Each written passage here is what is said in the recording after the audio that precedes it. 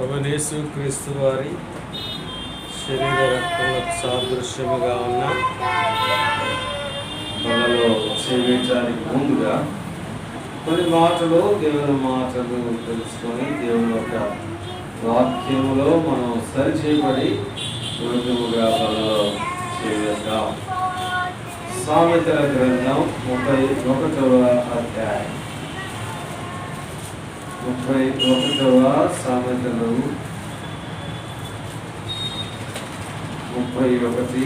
ఇది చాలా ప్రాముఖ్యమైన సామెత. చూస్తాం 30వ వచనం. అందము మోసకరము, సౌందర్యము వ్యర్థము. యెహోవా యందు భయభక్తులు కలిగిన స్త్రీ కొనియాడబడును. చేసిన పనిని బట్టి అట్టి దానికి ప్రతిఫలమీయదగును. గౌరుల యొద్ద ఆమె పనులు ఆమెను కొనియాడును. చిన్న ప్రార్థన చేసుకుందాం పిల్లలు. చిన్న ప్రార్థన. దేవుడు నాతో మాట్లాడాలన్న చిన్న ప్రార్థన. పరిశుద్ధమైన తండ్రి, అద్భుతమైన దేవా, మీకు వందనాలు. కృపంతటిని బట్టి మిమ్మల్ని స్తుతిస్తూ ఉన్నాను. గొప్ప దేవుడివి అయ్యా. మరి మీ శరీర రక్తానికి సాదృశ్యంగా ఉన్న బలలో చేయటానికి ముందుగా మమ్మల్ని మేము సరి చేసుకొని యోగ్యముగా బలలో చేయటానికి మీరు ఇచ్చిన లేఖన భాగం ద్వారా మీరు మాతో మాట్లాడారు అయ్యా. మీ కృపకై కోరుకు కలుపునే నన్ను అనరుగునే నన్ను విసురు చాటు మరుగుపరుచుకోవాలి. మీ ఆత్మతో అభిషేకించి మీ మాట నా నోట్లో ఉంచి మీరే మాట్లాడమని యేసు క్రీస్తు వారి పరిశుద్ధమైన నామములో ఈ మనవి చేస్తున్నాము తండ్రి. ఆమేన్. దేవుని బిడ్డలారా, దేవుడు మనకిచ్చిన లేఖన భాగాన్ని చూస్తే అందము మోసకరము, సౌందర్యము వ్యర్థము. దాని కింద మాటలు చూస్తే కింద మాట చదవండి. కాదు, యెహోవా యందు భయభక్తులు కలిగిన స్త్రీ కొనియాడబడును. అంటే అక్కడ స్త్రీ అని కాదు, పురుషుడు కూడా. యెహోవా యందు భయభక్తులు కలిగిన స్త్రీ. ఏంటి యెహోవా యందు భయభక్తులు కలిగి ఉన్నటువంటి? యెహోవా యందు భయభక్తులు కలిగి ఉన్నటువంటి మనం ఎలా అర్థం చేసుకోవచ్చు? యెహోవా యందు భయభక్తులు కలిగి ఉంటే మనకి ఏమైందట? కొనియాడబడతామట. ఘనత వస్తుంది. యోసేపును చూసాం. 39వ అధ్యాయం ఆదికాండం 10వ వచనం చదవండి ఒకసారి. యోసేపు ఆదికాండం 39వ అధ్యాయం 10వ వచనం. దినదినము ఆమె యోసేపుతో మాట్లాడుచుండెను గాని అతడు ఆమెతో శయనించుటకైనను ఆమెతో నుండుటకైనను ఆమె మాట విన్నవాడు కాదు. అతని 9. నీవు అతని భార్యమైనందున నిన్ను తప్ప మరి దేనిని నాకు అప్పగింపక ఉండలేదు. కాబట్టి నేనెట్లు ఇంత ఘోరమైన దుష్కార్యం చేసి దేవునికి విరోధముగా పాపము కట్టుకొందునని తన యజమానుని భార్యతో అనెను. యెహోవా యందు భయభక్తులు కలిగి ఉన్నటువంటి ఆమె. ఎవరు లేరులే, నేను ఏదైనా చేయొచ్చు. అమ్మో వీరు ఉన్నారు, మనం చేయకూడదు. యోసేపును మనం చూస్తే అక్కడ ఎవరు లేరు. పాపం చేయటానికి చక్కగా అవకాశం. యోసేపుకి పాపం చేయడానికి అవకాశం ఉంది, అని పాపం చేశాడా? ఎందుకు చేయలేదు? దేవుని భయము భక్తుడు. why Joseph was not involved in sin. He was the man of fear regarding God's concern. God's fear అనేది ఉంది. భయము దయో దేవునికి ఇష్టం లేని పని నేను చేయకూడదు అని భయపడ్డాడు యోసేపు. యోసేపు ఒక విధంగా ఆ రాజ్యంలో ఆ స్టేట్లో ప్రైమ్ మినిస్టర్ లాంటి వాడు, చీఫ్ మినిస్టర్ లాంటి వాడు యోసేపు. కానీ పాపం చేయాలి. ఎందుకు చేయలేదంటే ఆయనకి దేవుడు అంటే భయం పడుతుంది. That's why he was honoured, కొనియాడబడ్డాడు. ఏంటంటే దానికి అర్థం ఏంటి? యెహోవా యందు భయభక్తులు కలిగిన స్త్రీ ఏమైంది? కొనియాడబడును. యోసేపు కొనియాడబడ్డా? ఘనత వచ్చిందా? ఎంత గౌరవం వచ్చింది? ఎక్కడి నుండి గౌరవం వచ్చింది? వేరే దేశంలో వాళ్ళు అలానే తన సొంత మనుషుల దగ్గర నుండి కూడా ఆ ఘనతను పొందాడు. దాని వెనకాల ఆయన యొక్క జీవితాన్ని మనం చూసుకుంటే, ఆయన యొక్క ప్రవర్తన చూసుకుంటే, he was very much fear of God. దేవుడు అంటే భయం కలిగిన వాడు, దేవుడు అంటే భక్తి కలిగిన వాడు యోసేపు. ఏమని దేవుడు ఎవరో ఉంటే మనం భక్తిగా ఉంటాం, ఎవరో ఉంటే మనం చాలా జాగ్రత్తగా ఉండాలి. Hour God is living God. ఎవరైనా జీవం కలిగిన దేవుడు. Hour God is omnipotent God. ఆయన omniscient గాడ్. ఆయన ప్రతి స్థలములో ప్రతి సమయంలో ఉన్న దేవుడు. ఇక్కడ లేడు, అక్కడ లేడు, ఇప్పుడు లేడు అనడానికి లేదు. కాబట్టి నీవు నేను ఏ పని చేశాను దేవుడు పెట్టాను. భయం కలిగి జీవిస్తే ఏమవుతా? కొనియాడబడతాం. దానికి ఒక స్త్రీని ఈరోజు మనము ఒక స్త్రీ గురించి కొన్ని విషయాలు మనం జ్ఞాపకం చేసుకొని మనము పదవిలో చేద్దాం. దీన్ని ఒకసారి రూతు గ్రంథం 220వ పేజీ, 220 రూతు గ్రంథం. ఈమె ఎవరో చూద్దాం. అసలు ఈమె ఎవరు చూడండి ఒకసారి. 4వ వచనం. వారు మోయాబు స్త్రీలను, నేను ఒకటే ఒక మాట, మోయాబీలు ఎవరు తెలుసు కదా? మోయాబీలు ఎవరంటే ఒకసారి ఆదికాండం చూడమ్మా, ఎన్నో వచనం? ఆదికాండం 18వ వచనం చూడండి ఒకసారి. 18వ అధ్యాయం 18, 19 లేకపోతే 19వ అధ్యాయం 19వ అధ్యాయం చివరి వచనం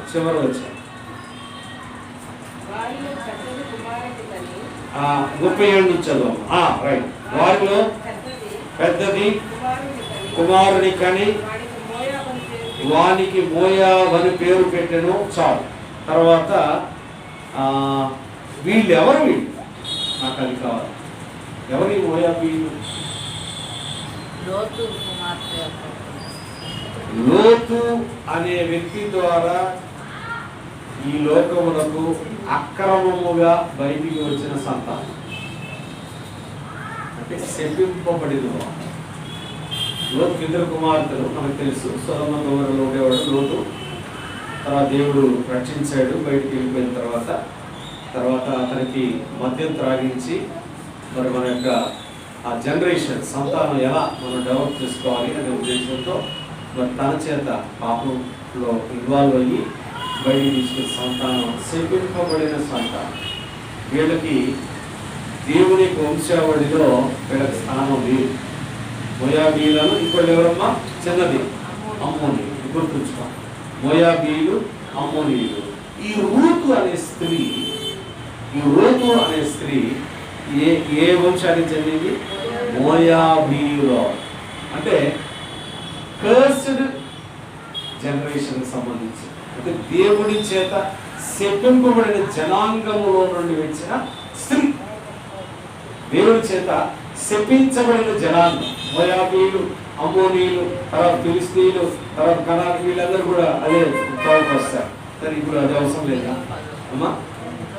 ఎస్. కాబట్టి వీళ్ళందరూ కూడా దేవునికి వ్యతిరేకమైన పనులు చేస్తూ దేవుని యొక్క శాపానికి, దేవుని యొక్క ఉగ్రతకి గురైన వ్యక్తులు. కాబట్టి ఇప్పుడు చూస్తాం. ఇప్పుడు మరలా ఋతు గ్రంథంలోకి వెళ్దాం.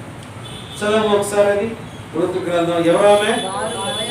వారు మోయాబీయురాలైన స్త్రీలను ఎవరు పెళ్లి చేసుకున్నారు? అసలు దాని గురించి ఎందుకు రాశాడు అని అంటే, మొదటి వచనంలో చూస్తే, యోదా బెత్లెహేము నుండి ఒక మనుషుడు తన భార్యని, 2 కుమారులను వెంట పెట్టుకొని మోయాబు దేశమున కాపురం ఉండుటకు వెళ్ళాను. ఇవేంటండి, మన జీవితంలో చూస్తే కొన్నిసార్లు ఏం చేస్తాం? ఆశీర్వదించబడే ఆ దేశం నుండి ఉగ్రత కలిగిన దేశంలో ఆవేశంలో వెళ్తాం. చూడండి, బెత్లెహేము అంటే ఆశీర్వాదం, బెత్లెహేము అంటే దేవుని సన్నిధి, బెత్లెహేము అంటే దేవుని కృప, బెత్లెహేము అంటే దేవుడు నివసించే స్థలం, ఆయన జన్మించిన స్థలం. కానీ ఈమె ఆశీర్వాదం నుండి ఎక్కడికి వెళ్ళిందండి? ఉగ్రత, శపింపబడిన ఆశీర్వాదపు దేశం నుండి శపింపబడిన దేశంలోకి వెళ్ళింది. ఇక్కడ ఏదో ఉదరిత వెళ్ళింది ఆమె. ఎవరమ్మే? నయోమి. ఆవేశం. కాబట్టి ఏమైంది? సమస్తమును కోల్పోయింది ఆమె. దేవుడు చూపించాడు అక్కడ ఉగ్రత ఏంటో. She lost her husband, she lost her sons.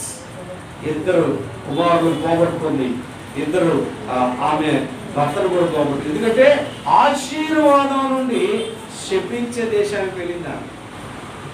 అంటే టెంపరీగా వచ్చే ఆ కష్టాలను కూడా భరించలేని స్థితి. టెంపరీ. దేవుడు చెప్తాడు, ఇది కొంతకాలమే, ఇది కొంతకాలమే. నీ శ్రమ, నీ దుఃఖము, నీ అవమానం, నీ నింద, నీ వేదన, నీ బాధ కూడా కొంతకాలమే అని చెప్తున్నాడు. కానీ ఆ కొంతకాలం కూడా మనం భరించలేని స్థితిలో ఉండి మనం వెళ్ళిపోతా ఉంటాం, దేవుడు దూరంగా వెళ్ళిపోతాం. సేమ్ నయోమి కూడా అలానే చేసుకుంటుంది. నయోమి కూడా ఆశీర్వాదం నుండి, ఆశీర్వాదపు దేశం నుండి శపితమైన దేశం అయిపోయింది. ఏమైపోయింది? ఆమె సమస్తంలో.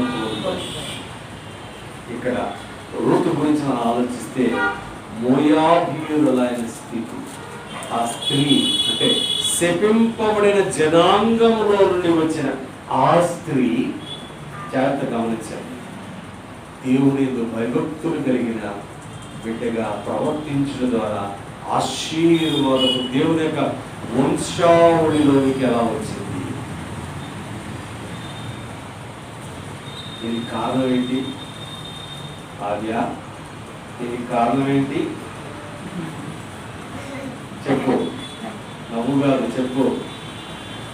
యెహోవా యందు భయభక్తులు కలిగి, యెహోవా యందు భయభక్తులు కలిగి ప్రవర్తించింది. ఎవరన్నా ఉంటే నేను ఎవరన్నా చూస్తే నేను బాగుంటాను నా, అది కాదు దేవుడు కోరుకుంటాను. యోసేపుని చూసాం మొట్టమొదటిగా. ఎవరు ఉన్నారు అక్కడ? ఒక 2 ఉన్నారు, ఎవరు లేరు.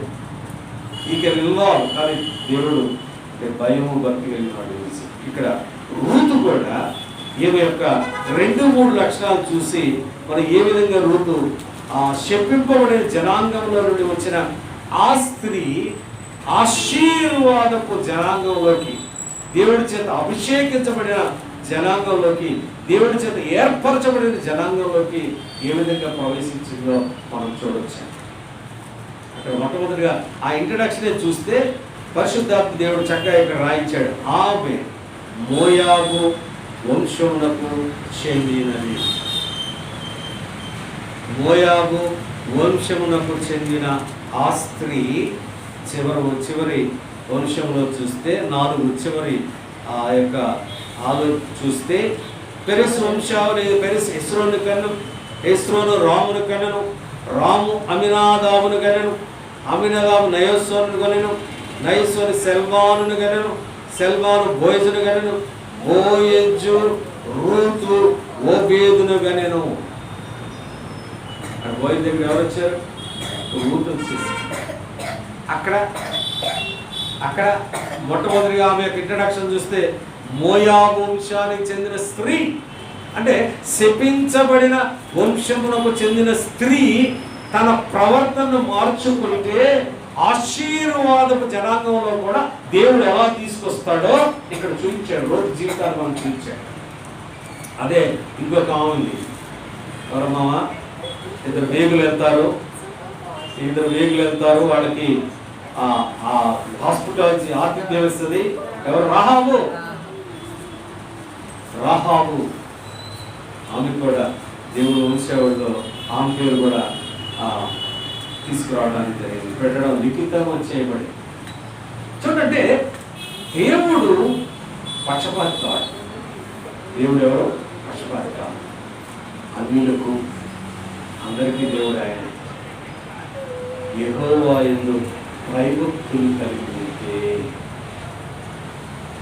మరి దేవుడు బిడ్డలుగా ఉన్న మనము భయభక్తులతో మనం జీవిస్తున్నామా? రూతు ఎలా జీవించిందండి? రూతు ఎలా జీవించింది చూడండి ఒకసారి. ఒకే ఒక మాట అన్నది నాకు ఇక్కడ చాలా ఇష్టమైన మాట ఏంటంటే 16 వచ్చాడు. ఎస్, అక్కడ రూతు ఆమె ఏమంటుందంటే వాళ్ళ అత్తగారు ఏమంటది? అమ్మా పరిస్థితి బాగాలేదు, వెళ్ళిపో, నేను మరలా నీ కొడుకు నేను కుమారుడు కనలేను, నాకు భర్త కూడా లేడు, వెళ్ళిపో, నువ్వు వేరే వాడితో పెళ్లి చేసుకో అన్నప్పుడు రూత్ మాట చూస్తే 16 వచ్చాం. అందుకు రూత్, నా వెంబడి రావద్దనియు నన్ను విడిచిపెట్టుదనియు నన్ను బతిమాలుకొనవద్దు, నీ వెళ్ళి చోటకే నేను వచ్చేదను, నీవు నివసించు చోటనే నేను నివసించేదను, నీ జనమే నా జనము, నీ దేవుడే నా దేవుడు. ఇంతకుముందు ఆమె దేవుడు ఎవరండి? దేవత. అష్టారోత్ అవ్వచ్చు, లేకపోతే మోయాబు దేవత అవ్వచ్చు. దేవునికి వ్యతిరేకమైన ఆ దేవతలు దేవుడిగా ఉన్న మోయాబీయులైన రూతు ఎప్పుడైతే నయోమితో ఆ నయోమి యొక్క ఆ కుటుంబంలోకి వచ్చిందో, నయోమి యొక్క కుటుంబంలోకి వచ్చింది ఏమన్నా చూడండి, నీ జనమే నా జనము, నీ దేవుడే నా దేవుడు. ఇక్కడ ఎవరుకోవచ్చు? రూతుని మంచి కోడలు అంటారు, మంచి కూతురు కూడా అంటారు, మంచి కోడలు, మంచి అత్తయ్య ఏది చెప్తే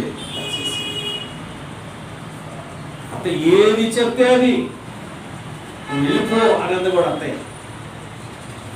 ఏమంది? నువ్వు వెళ్ళిపోమా, ఇక్కడ నువ్వు తగో, వెళ్ళిపో అని. నా అత్తయ్య ఈ సమయంలో నువ్వు దుఃఖంలో ఉన్నావు, నువ్వు బాధలో ఉన్నావు, నువ్వు ఒంటరిగా ఉన్నావు, ఎన్నో వేదనలు అనుభవిస్తా ఉన్నావు, ఎన్నో దుఃఖాలు అనుభవిస్తా ఉన్నావు, నేను ఈ సమయంలో నేను విడిచిపెట్టను. అయ్యో నీ తోడుకోండి వెళ్ళిపోయింది కదా, ఓర్పా వెళ్ళిపోయింది, నువ్వు వెళ్ళిపో. అత్తయ్య నీ జనమే నా జనం, నీ దేవుడే సరే. ఈ మంది అసలు భయభక్తులు కలిగి స్త్రీ అంటే రూపునే చెప్తారు. ఎందుకంటే గొప్ప స్త్రీ ఎక్కడైనా ఉన్నారా? పాస్టర్ గారు ఎక్కడైనా చూసారా? అది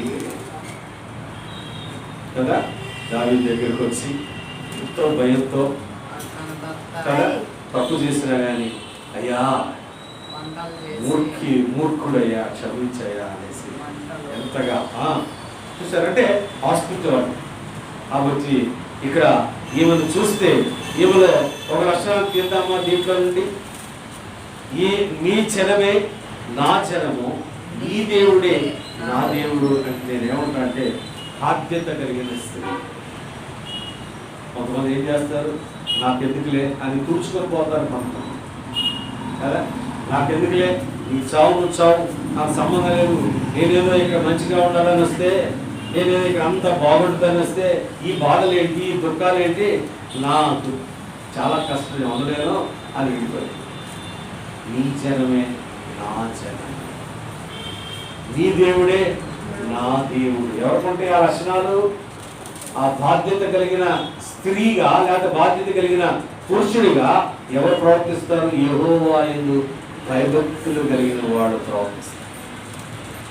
బాధను చూసి, శ్రమను చూసి, అవమానం చూసి, నిందలు చూసి ఎన్నో కుటుంబాలు విచ్ఛిన్నమైపోతా ఉన్నాయి. ఎన్నో కుటుంబాలు మీరు గమనిస్తే ముఖ్యంగా క్రిస్టియన్ వాటిలో చాలా కుటుంబాలు విచ్ఛిన్నమవుతాయి. నేను మొన్న మధ్య ఒక ప్రదేశానికి వెళ్తే ఇద్దరు బిడ్డలు, నేను మీతో ఉండను అనిపిస్తుంది. ఇద్దరు బిడ్డలండి, చక్కగా ఉన్నారు పిల్లలు. 5వ సంవత్సరం ఒక పాప, వాడు 7వ సంవత్సరం. చక్కగా ఉన్నారు. ఏంటండి అని అంటే సడన్గా ఆమె, నీతో ఉన్న నాకు అవసరం లేదు, నా విడాకు ఇప్పించమని పెద్దవాడితో పోయి ఇప్పించినా నేను దానికి సపోర్ట్ పడతాను. ఇంకా కుటుంబం నిలబడుద్దాం కదా, నిలబడుద్దా? ఆమె తీసుకుంటుంది.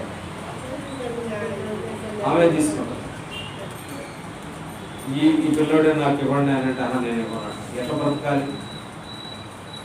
చూడంటే ఎలా ఉంది అంటే ఆ బాధ్యత, ఆ బంధం it's bond between you and family. ఇది నా కుటుంబం, ఈమె నా అక్క, ఇతను నా మామ, ఇతను నా భార్య, వీరు నా బిడ్డలనే ఆ బాండ్. దాన్ని ఏమంటే బాండ్ అంటే బంధం లేకుండా వాళ్ళ గురించి తను ఆలోచిస్తాం. ఏంటి పరిస్థితి, బిడ్డల పరిస్థితి ఏంటి చెప్పండి. బిడ్డలు ఏం తప్పు చేశారు వాళ్ళు? ఏమంటే బిడ్డలు ఏం తప్పు చేశారు? బిడ్డలు మీరు అలా మధ్యలో వదిలిపెట్టి వెళ్ళడానికి వాళ్ళు ఏం తప్పు చేశారు?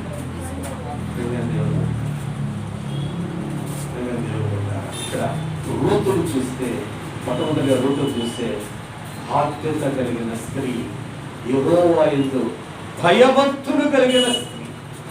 రూతు యెహోవా యందు భయభక్తులు కలిగిన స్త్రీ. రెండవ చూస్తాం రూతు గ్రంథంలోనే ఆమెని 2వ అంశాన్ని మనం చూస్తే ఇక్కడ మనకు తెలుసు ఒక మాట చెప్తారు. ఈమె నయోమి బోయజ్ దగ్గరికి వెళ్ళమని చెప్తారు. చూడండి 2వ అధ్యాయం 2-3 వచనాలు. మోయాబురాలైన రూతుని సెలవైన ఎడల నేను పొలంలోనికి పోయి ఎవరి కటాక్షం పొందగలను, వారి వెనుక నేను పరిగె నేర్పుతున్న నయోమితో చెప్పగా ఆమె నా కుమారి పొమ్మనెను. ఏం చెప్తుంది? పొమ్మ పో అని చెప్పి వినరా?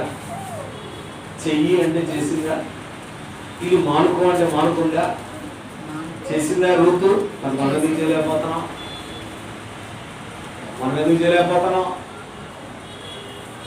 భయం లేదు, భక్తి లేదు.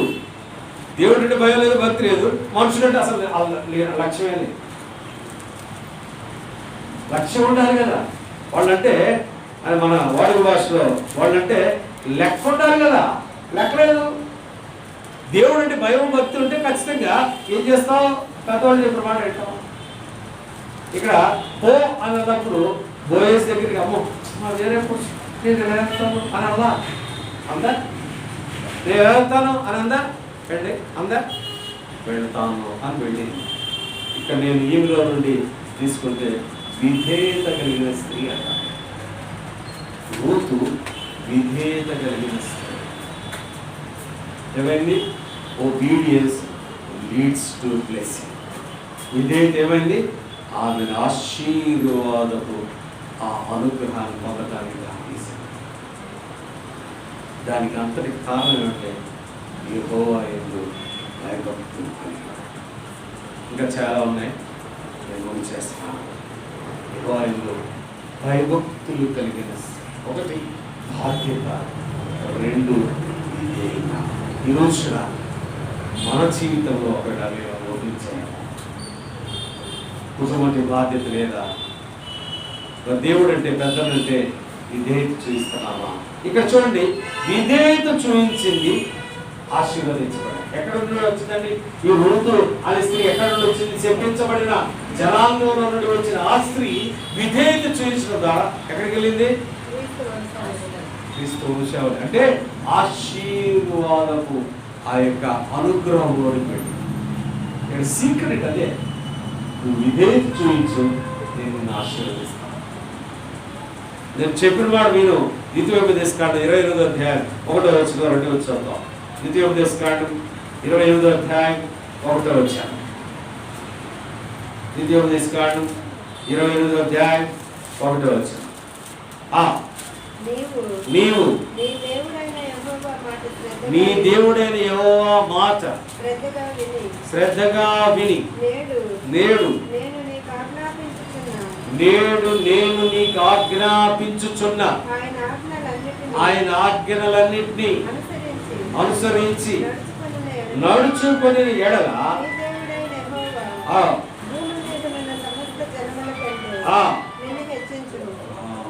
చూసారా?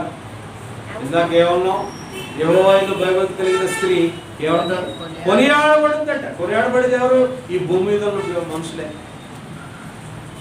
కాబట్టి రూతులాగా ఇంకొకటి కూడా చూసుకొని 2వ అధ్యాయం 8వ వచనం. అప్పుడు బోయేజు రూతుతో, నా కుమారి, నా మాట వినుము. వేరొక పొలములో ఏరుకొనటకు పోవద్దు, దీనిని విడిచిపోవద్దు.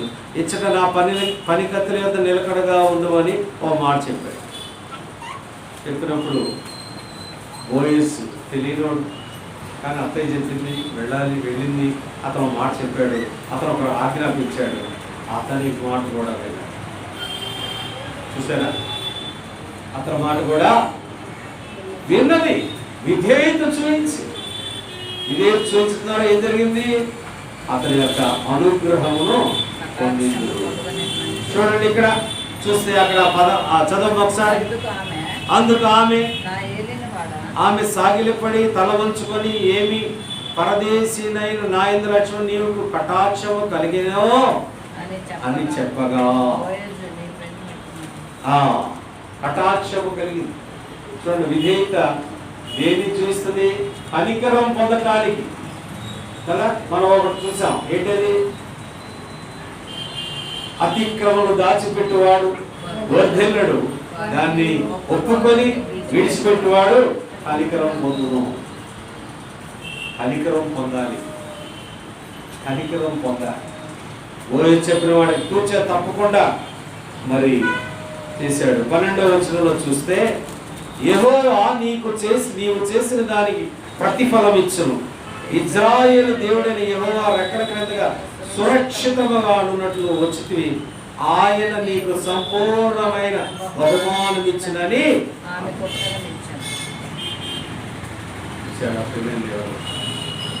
దేవుని యందు మనం భయభక్తులు కలిగి ఉంటే ఎన్ని ఆశీర్వాదాలు. కాబట్టి ఎక్కడైనా మనం తప్పుకోవచ్చు. విధేయతలో కానీ బాధ్యతలో కానీ మరి ఆయన యందు భయం భక్తుల విషయంలో కానీ తప్పుకోగలిగే ఒక్కసారి దేవుడిని అడిగి, ప్రభువా నన్ను క్షమించయ్యా అని మరొకసారి నేను చేయనయ్యా. నేను కొనియాడబడాలంటే నేను ఒక నిర్ణయం తీసుకున్నాను ప్రభువా అని దేవుడి పాదాల దగ్గర కూర్చొని ఒప్పుకొని యోగ్యంగా వాళ్ళలో చేయాలి. ప్రార్థన